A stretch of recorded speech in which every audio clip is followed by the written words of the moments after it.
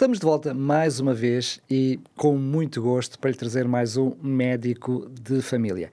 E volto a ter, também na minha companhia, a doutora Cláudia Neves. Cláudia, mais uma vez, bem-vinda. Obrigada. Olá a todos os espectadores e os ouvintes. Hoje, Cláudia, vamos ter um programa um pouquinho diferente daquilo que normalmente lhe costumamos trazer. Tu titulaste este género de programas Novidades em Saúde e que periodicamente vais trazendo aqui um programa com aquilo que são as descobertas mais recentes na área da saúde. Explica-nos um pouquinho o contexto deste programa. Nós médicos precisamos estar sempre atualizados. Há coisas que quando eu tirei o curso eram verdade que agora já não são verdade. E recebemos periodicamente, seja via internet, revistas em formato digital, seja revistas em papel, mas essencialmente hoje em dia mais formato digital, e recebemos informações de estudos recentes na área da saúde, na área da medicina, atualizados. E eu achei interessante partilhar isto com todos aqueles que nos estão a ver e a ouvir. Sobretudo, eu tento escolher estudos que estão relacionados com as doenças mais frequentes, a oncologia, portanto, as doenças oncológicas, os tumores, com as doenças cardiovasculares e com o estilo de vida das pessoas, os hábitos e o que é que existe de estudos a nível mundial, essencialmente, acerca destes assuntos. Tento trazer temas que eu acho que seriam interessantes para mim, mas também para todos aqueles que nos estão a ver e a ouvir. Eu começo já por aí mesmo, até porque eu vou fazer uma inconfidência e alguns dos estudos que tu trazes hoje, no mínimo, eu vou chamar muito curiosos. Por isso, conta-nos lá que estudos é que tu selecionaste. Ok, então selecionei 5 estudos. Um deles chama-se Tatuagens e Linfoma. O segundo, excesso de peso em crianças e adolescentes.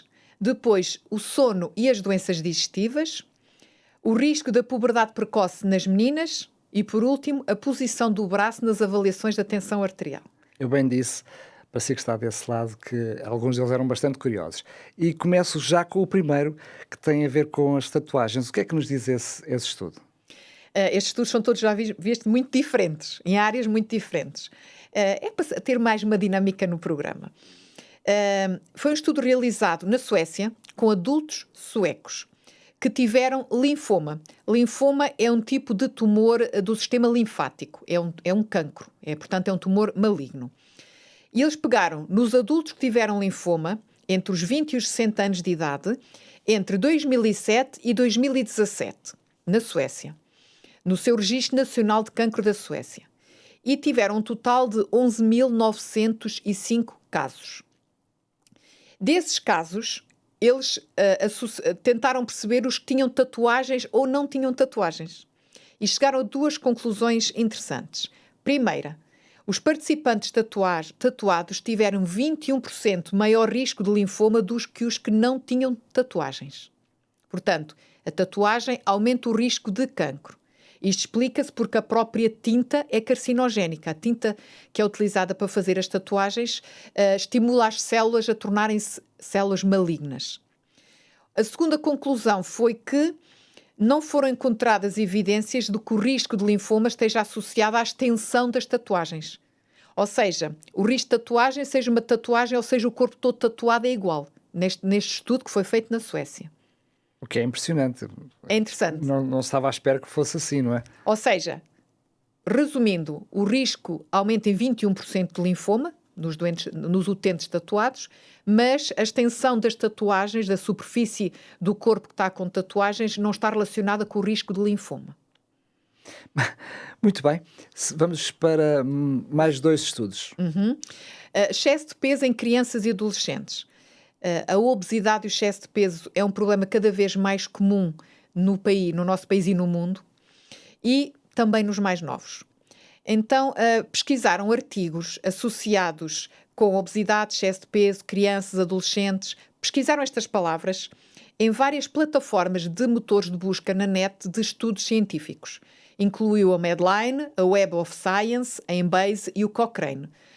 E foram feitas estas pesquisas em estudos publicados desde janeiro de 2000 até março de 2023.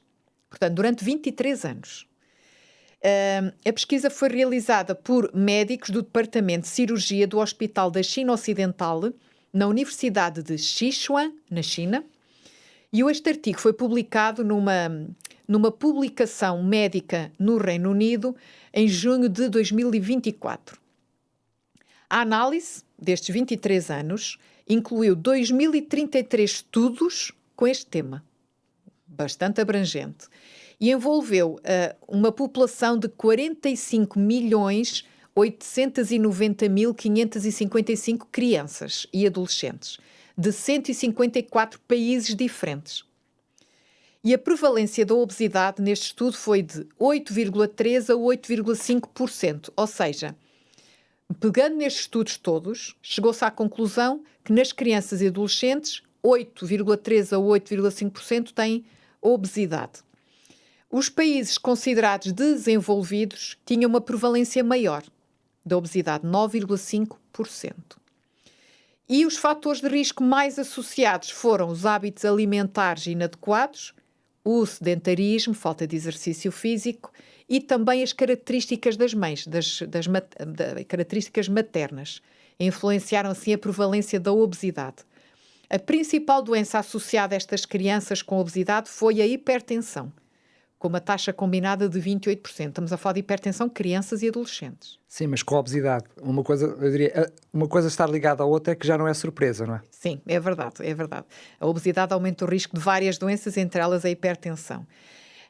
E isto foi só considerar a obesidade. A prevalência do excesso de peso foi de 22% destas crianças, o que já é considerável. E o outro estudo foi sobre o sono, que é um outro fator importantíssimo para a nossa saúde, temos um descanso adequado, e devido realmente aos problemas cada vez mais generalizados do sono e também cada vez mais doenças digestivas e mais prevalentes em todo o mundo, pesquisadores decidiram ver se havia alguma associação entre a qualidade do sono e as doenças digestivas. Este estudo foi prospectivo. Pegaram no Biobank do Reino Unido, que é como se fosse uma base de dados de utentes, é a maior base de dados que existe no mundo para estudos médicos, e foram feitos com uma população de 410.586 pessoas. Também uma amostra considerável. Este estudo foi apresentado no dia 20 de maio de 2024, na reunião anual de Digestive Disease Week, quando foi publicado. Para avaliar os comportamentos do sono, eles consideraram 5 fatores: a duração do sono, a insónia, a roncopatia ou ressonar ou não, a sonolência diurna e o cronotipo da pessoa. Ou seja, para ser um sono saudável, destes 5 fatores, tinha que pelo menos ter dormido 7 a 8 horas por noite, não ter a história de ronco, de ressonar, portanto, 0 roncos, sem insónia, sem problemas a adormecer, sem ter o problema de despertares noturnos ou de acordar muito cedo e não voltar a adormecer, não ter insónia, não ter sonolência diurna, não sentar no sofá e adormecer logo, isso não acontecer, e ter um cronotipo matinal. O que é cronotipo? É a preferência de ciclo circadiano da pessoa. A gente, normalmente dizemos, é diurno, não é? É. Existe o matinal, o da tarde e o da noite. E é considerado mais saudável, o cronotipo matinal. Ou seja... Se gosta de levantar mais cedo, normalmente... Deitar mais cedo, levantar mais cedo. Exatamente. Ou seja, pegando nestes 5 fatores, que eu vou repetir, a duração do sono, a insónia, a roncopatia, a sonolência diurna e o cronotipo, para ser considerado um sono saudável, tinham que ter um cronotipo matinal, dormir 7 a 8 horas, não ressonar, não ter sonolência diurna e não ter insónias. Estamos a falar cumulativos. Tinha que ter os 5. Tinha que ter os 5 para um sono saudável. O que é que eles fizeram? Eles monitorizaram estas pessoas durante 13 anos, portanto considerável, e avaliaram a prevalência ao número de 16 doenças digestivas diferentes. No estudo, eu fui ver o resumo do estudo, não vi quais são estas doenças, mas já vou explicar as mais frequentes. Além das pontuações do sono saudável, ou seja, sono saudável, aqueles 5 fatores, era 5 em 5, considerado 5 em 5. Os pesquisadores também consideraram a suscetibilidade genética de cada um e os seus problemas gastrointestinais que já pudessem ter, para tentar ver se não havia associação com esses fatores. os participantes com uma pontuação de sono saudável tiveram 28% de probabilidade de desenvolver, tiveram menos 28% de probabilidade de desenvolver qualquer doença digestiva do que aqueles em que a pontuação de sono era 0 daqueles fatores ou 1. Ou seja, menos 28%. É considerável. Das 16 doenças digestivas analisadas, a que teve maior redução do risco associada a um sono saudável, em 50%, foi a síndrome do cólon irritável. Em alguns diz síndrome do intestino irritável, que é as pessoas que têm frequentemente dores abdominais tipo cólica, que é aquela dor que dá o espasmo forte, depois alivia, depois vem, depois alivia, e está associado a alterações dos hábitos intestinais frequentes. São pessoas que ora estão uns dias com obstipação, prisão de ventre, alternando com dias de dejeções diarreicas. Dá mal-estar e má qualidade de vida, síndrome do cólon irritável. E vemos que foi a doença mais associada ao sono. Portanto, sono saudável, menos 50% de síndrome do cólon irritável, 50%. Considerável. Uma pontuação de sono saudável também foi associada a uma redução de menos 37% de probabilidade de esteatose hepática, que é o fígado gordo, acumulação de gordura no fígado. E cada vez também é mais frequente. E está muito associado à obesidade na gordura abdominal, maior risco de diabetes, colesterol elevado. E vemos que ter um sono saudável diminui em 37% a gordura no fígado. Diminui 35% a úlcera gástrica ou duodenal, úlcera do aparelho digestivo. Diminui em 34% a dispepsia, as gastrites, a má digestão. E diminui em 25% a diverticulose, que é ter muitos divertículos no intestino. Divertículos, o intestino é um tubo, e os divertículos é como se fossem bolsinhas na parede em que facilmente acumula restos de produto do bolo alimentar dentro daquelas bolsas dos divertículos e pode dar diverticulite, que é a inflamação. Acontece com pequeninas sementes que não são digeridas, como a de linhaça, que nas pessoas que tenham diverticulose frequente. Portanto, também diminui em 25%. O risco genético elevado para estas doenças e as más pontuações do sono aumentaram a chance destas doenças em 53% a 200%. A 200%. É verdade. O risco genético elevado para estas doenças e más pontuações do sono.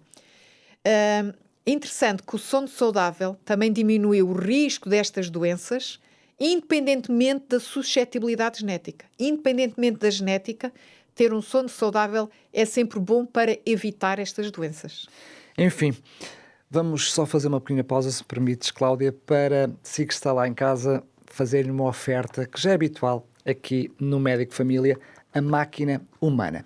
Acabámos de ouvir falar sobre 2 estudos, um deles falava sobre a obesidade e outro sobre o sono. Pois bem, aqui na revista, neste guia de estudo, vai encontrar precisamente 2 capítulos que lhe vão falar sobre isso, sobre o descanso e depois no capítulo 4 sobre a obesidade. E terá a oportunidade não só de saber mais sobre estes 2 assuntos, mas muito mais, porque todo o estudo está preparado com dicas, com conselhos práticos para que possa ter uma vida saudável e, sobretudo, saber o que Deus também quer para que tenha uma vida plena e, eu diria, também com saúde. Para receber gratuitamente este guia de estudo, o que tem que fazer é enviar-me uma mensagem com a palavra máquina humana. É tão simples quanto isso. No seu telemóvel, até pode fazer desde já. Vá ao seu telemóvel, provavelmente já estava com ele na mão. Basta escrever máquina humana. O número de telefone, digo-lhe já, é o 933 9392 91. Vou repetir, 933 9392 91. Depois entraremos em contacto consigo para lhe enviar gratuitamente a revista para casa pelo correio. Cláudia, tu mencionaste já 3 estudos, tens mais 2 que preparaste para nós hoje e eu digo-te já que esses 2 serão para mim assim alguma coisa de muito curiosa, porque o risco da puberdade precoce feminina deixou pelo menos com muita curiosidade e depois a posição do braço da tensão arterial. É verdade que nós sabemos que há ali uma posição mais comum, mas haver um estudo, sobretudo, sobre a posição é muito curioso. Conta-nos tudo e não escondes nada. Ok. O estudo do risco da puberdade precoce foi feito na China. Isto porquê? Porque cada vez nós temos mais meninas com a puberdade mais cedo. e é importante percebermos quais são os fatores de risco para tentar evitar. É considerado uma puberdade precoce quando é antes dos 8 anos nas meninas. Este estudo foi conduzido por pesquisadores entre outubro de 2019 e agosto de 2022 para tentar perceber quais estes potenciais fatores de risco e quais os que eles estudaram. O tempo de ecrãs, a atividade física, a ausência de atividade física neste caso, e o excesso de peso ou obesidade. E eles pegaram para estudar em 177 meninas com este diagnóstico de puberdade precoce feminina num centro de saúde infantil e feminina de Tianjin, na China, e em 354 meninas com o desenvolvimento pubertário normal. E foram tentar comparar umas e outras. Os dados acerca dos seus comportamentos, da sua alimentação, foram colhidos com as próprias crianças, sobretudo com o foco no ecrã, tempo de ecrã e na atividade física, e com os seus cuidadores, aos seus pais, fizeram então as entrevistas, as consultas. E, claro, fizeram também o exame objetivo às meninas, o exame físico. E conclusões a que chegaram? Uma combinação de quaisquer destes 3 fatores, tempo de ecrã, excesso de peso ou obesidade e pouca atividade física, já é associado ao aumento do risco da puberdade precoce nas meninas. Ou seja, o elevado tempo de ecrãs e pouca atividade já é um aumento de risco. Ou elevado tempo de ecrãs e excesso de peso ou obesidade já é elevado risco. Ou pouca atividade física e excesso de peso ou obesidade. Associar qualquer... Combinação de qualquer uma dos das 3 em 2 já aumenta o risco da puberdade precoce feminina. Mas o fator que foi mais preponderante foi o excesso de peso e obesidade. Isoladamente, diz que as meninas com este problema só apresentaram maior risco de puberdade precoce feminina do que aquelas sem nenhum dos 3 fatores de risco.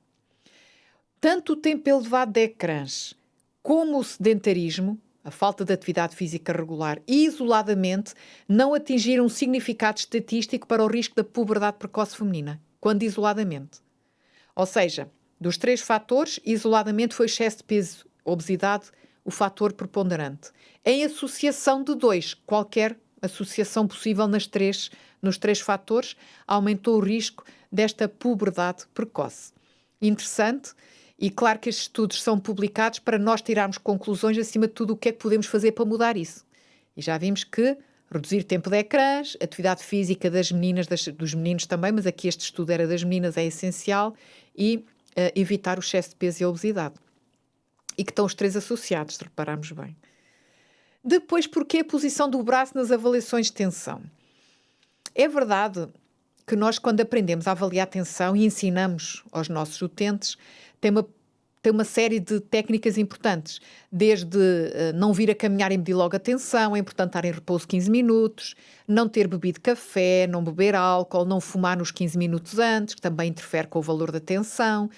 É importante estar sentado, o braço apoiado numa mesa, colocar a braçadeira acima da prega do cotovelo, estar descansado e não falar, não mexer e avaliar a tensão arterial.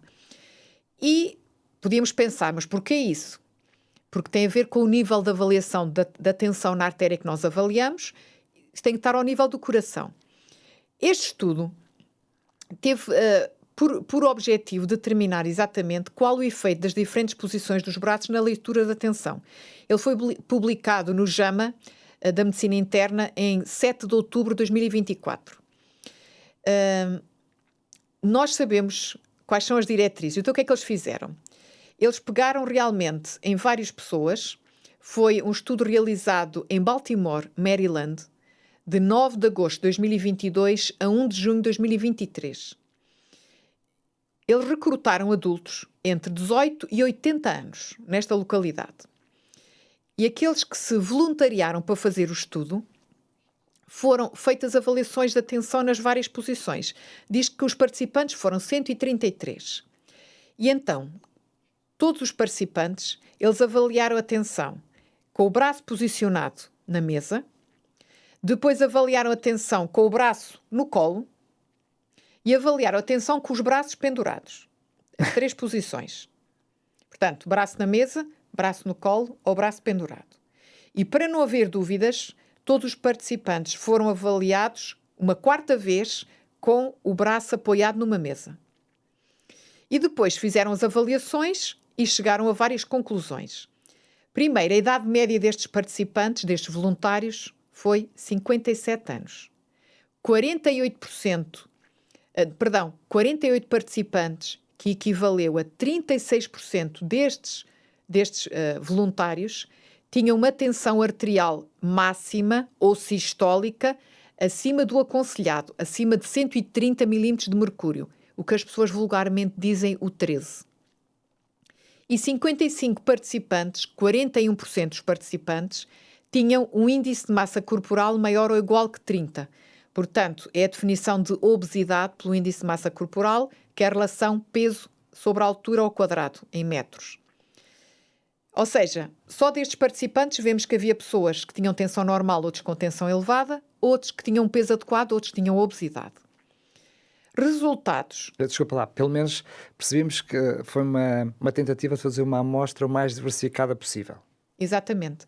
Não avaliar só pessoas hipertensas, nem avaliar só pessoas normotensas. Portanto, tem que ser diversificada até em termos de obesidade. Nem com o peso ideal, por exemplo. Exatamente. O mais diversificado possível para tentar perceber se realmente é a posição que importa e não o estado de saúde da pessoa.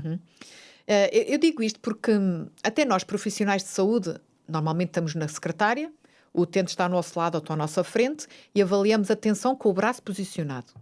Mas há doentes que é mais complicado. Há doentes, por exemplo, que vamos ver a casa numa visita domiciliária. Por exemplo. Há aqueles doentes, por exemplo, que têm algum problema em que estão numa cadeira de rodas e que não é possível. Estou-me a lembrar de um exemplo prático. Chegar à cadeira de rodas para a pessoa posicionar a mão na mesa, ou que tem algum problema já do membro superior, por exemplo, alguma hemiparesia após sequela de um AVC, que já não mexe bem aquele membro e que não consegue pôr em cima da mesa, em que, por vezes, podemos tentar facilitar e avaliar a tensão com o braço pendurado ou com o braço no colo. Já vemos que este estudo mostra que vai dar resultados diferentes. Então, estou-me a lembrar agora, por exemplo, algumas máquinas, sobretudo aquelas maquinazinhas de colocar a moedinha, a posição de colocar o braço também então pode não ser a mais indicada. Exatamente. Não é a pressão mais fidedigna por causa do nível que está o braço em relação ao coração. Claro que se um doente está acamado, avaliamos, aí é diferente. Aqui estamos a falar de pessoas sentadas. Que têm a possibilidade de fazer a postura correta. E é sentado. Porque deitado a pessoa tem o braço ao lado, está ao nível do coração. Agora, sentado, a diferença está em pôr em cima da mesa, pôr o braço no colo ou pôr pendurado. Conclusões. Apoiar o braço no colo aumentou a tensão arterial sistólica à máxima em 3,9 milímetros de mercúrio. E aumentou a tensão arterial diastólica à mínima em 4 milímetros de mercúrio. Podem dizer-me assim, isto não é nada. Mas equivale, por exemplo, uma pessoa que tinha numa posição 14,5, noutra tem 14. Faz diferença. Sobretudo se essa pessoa, por alguma razão, tiver já uma medição de tensão arterial ou alta ou baixa, ou muito separada, qualquer diferença pode induzir em erro, não é? Exatamente. É importante sempre ser fidedigno e a tensão mais baixa possível, não é? Para a nossa saúde. Isto, portanto, quando o braço no colo, já vemos que braço no colo aumentou a tensão. Braço pendurado, na lateral, as leituras aumentaram ainda mais. A tensão arterial sistólica ou a máxima em 6,5 milímetros de mercúrio. E a tensão arterial diastólica ou mínima em 4,4 milímetros de mercúrio. E que diz que estes resultados foram consistentes nos subgrupos, mesmo nas pessoas que já eram hipertensas e mesmo nas pessoas obesas. Claro que isto é uma média, não é? Deste grupo dos 133 participantes, mas demonstra aqui que faz diferença a posição em que avaliamos a tensão. É um pormenor importante e que devemos ter em consideração quando avaliamos a tensão a alguém. Cláudia, temos ainda alguns minutos destes estudos. Eu retive que, em grande parte deles, tu mencionaste a questão do descanso, estava diretamente associado, e também a questão da obesidade. Como falaste também do sono com qualidade, que dicas é que nos podes dar? Porque eu quero lembrar que tu falaste de 5 fatores que nem sempre é possível nós termos os 5. Pode acontecer uma situação normal, comemos mais, bebemos mais água, interrompemos o sono para ir à casa de banho. Nem sempre é possível ter, eu diria, esses 5 aspectos garantidos. Mas quanto mais, melhor, não é? Claro. Que dicas é que nos podes dar em breves minutos? Assim, rapidamente, conselhos para uma boa higiene do sono. Primeiro, ter horas certas para deitar e levantar. É importante ter rotinas. Claro que isto é impossível para quem trabalha por Até turno. para regular o nosso próprio relógio, não é? Ciclo circadiano, é verdade. Importante fazer atividade física regular. E não digo atividade física antes de ir para a cama. Não, a qualquer altura do dia, evitar até atividade física vigorosa antes de ir para a cama, porque vai interferir com o sono. Importante evitar ecrãs, estímulos visuais, luzes no quarto, ou sobretudo nas horas antes de irmos dormir, antes de deitar. Não ter sequer ecrãs no quarto. O quarto, na nossa mente, deve estar associado a descanso, a um sono relaxado. Claro que é importante a temperatura do quarto, evitar luzes, o ruído, um colchão e uma almofada confortáveis. Importante evitar estimulantes que interferem com o sono, o álcool, o tabaco, o café. Importante também não jantar muito, nem jantar tarde, porque vai interferir com a digestão, que por sua vez, se estivermos a fazer digestão de uma grande jantarada, vai nos dar um sono mais quebrado. E perturbado, eu diria mesmo. Porque não conseguimos atingir bem o sono profundo que deveríamos. Mas é uma boa dica para um dia falarmos do sono. Está combinado, então. Fica já essa consulta marcada. Para si que está desse lado, se quer saber mais e estar a par das últimas novidades de saúde, pois bem, então o melhor mesmo é acompanhar aqui um médico de família, quer através da TV Novo Tempo, no canal 186 da Mel, quer através da Rádio RCS, ou então subscrevendo os nossos canais de podcast. Quero dizer também que estamos a aguardar a sua sugestão, a sua dica também aqui para o programa. Se tiver alguma dúvida ou até um assunto muito especial que gostaria que fosse abordado aqui neste consultório que chamamos Médico Família, pois bem, não hesite, é o mesmo número de telefone, entre em contacto connosco, teremos todo o gosto em poder oportunamente abordar esse assunto aqui no programa. Por falar em contacto telefónico, chegou a altura de mais uma vez relembrar esta oferta que temos para si, esta revista, este guia de estudo A Máquina Humana, um guia muito completo que aborda as diferentes áreas da nossa saúde e também com dicas muito práticas para o ajudar a ter um estilo de vida mais saudável. Também, como não podia deixar de ser, a vontade de Deus para a sua vida. Para obter este guia de estudo totalmente gratuito, entre em contacto connosco para o 933 93 92 91. Vou repetir, 933 93 92 91. Teremos todo o prazer, depois de entrar em contacto consigo, para lhe enviar esta revista por correio para a sua casa. Até ao próximo programa, se Deus quiser.